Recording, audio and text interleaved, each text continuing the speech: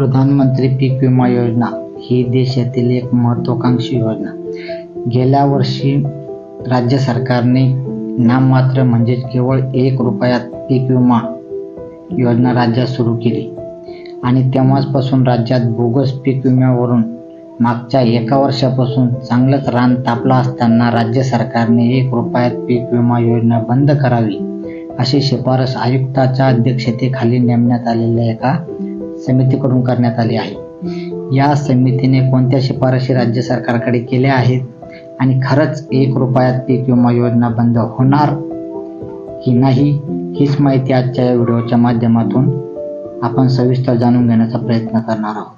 तर मित्रांनो, चॅनलवर नवीन असाल तर त्या चॅनलला सबस्क्राईब करा. समोर येणाऱ्या बेल आयकॉनवर क्लिक करून ऑल नोटिफिकेशनला क्लिक करा, म्हणजे जेणेकरून आमचे नवीन अशाच व्हिडिओचे नोटिफिकेशन तुमच्यापर्यंत येत राहील. चला मित्रांनो, सविस्तर माहिती बघूया. पंतप्रधान खरीप पीक विमा योजनेत बनावटगिरी टाळण्यासाठी ई पीक पाहणी बंधनकारक करण्याची महत्त्वपूर्ण शिफारस राज्य समितीने केली आहे. तसेच 1 रुपयात पीक विमा देण्याऐवजी किमान शेतकऱ्याकडून 100 रुपये घ्यावे. बनावट विमा उतरवणाऱ्यावर तातडीने गुन्हा दाखल केल्यास या प्रकाराला आळा बसेल असे सुचवण्यात आले आहे.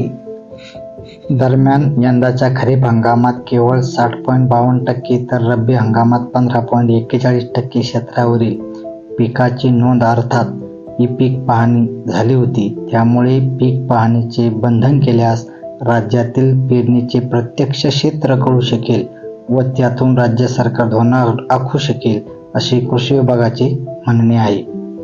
परभणी बेडमध्ये गैरप्रकार उघड झाल्यानंतर पीक विम्यातील ही बनावटगिरी संपवण्यासाठी उपाययोजना सुचवण्यासाठी एका समितीची स्थापना करण्यात आली होती.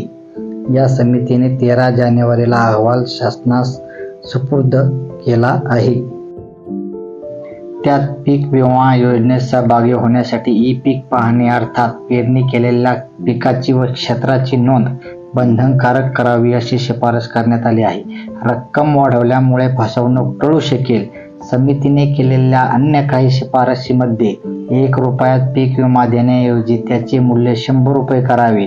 सध्या केवळ 1 रुपया द्यावा लागत असल्याने काही सामायिक सेवा केंद्र चालक सहभागी होत नसलेल्या शेतकऱ्याच्या नावावर क्षेत्र नसतानाही पीक विमा काढत असल्याचे प्रकार करत आहेत. त्यामुळे ही रक्कम 100 रुपये केल्यास याला आळा बसेल असे या समितीचे म्हणणे आहे.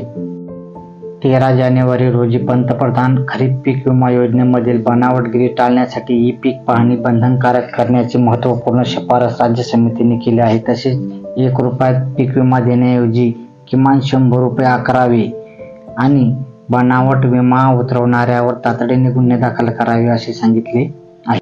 परंतु अद्यापही राज्य सरकारकडून अंतिम निर्णय घेण्यात आलेला नाही. राज्य सरकार या शिफारशीचा स्वीकार करते की नाही यावर ही योजना बंद होणार की सुरूच राहणार ते ठरणार आहे. तुम्हाला ही माहिती कशी वाटली नक्की कॉमेंट बॉक्समध्ये सांगा.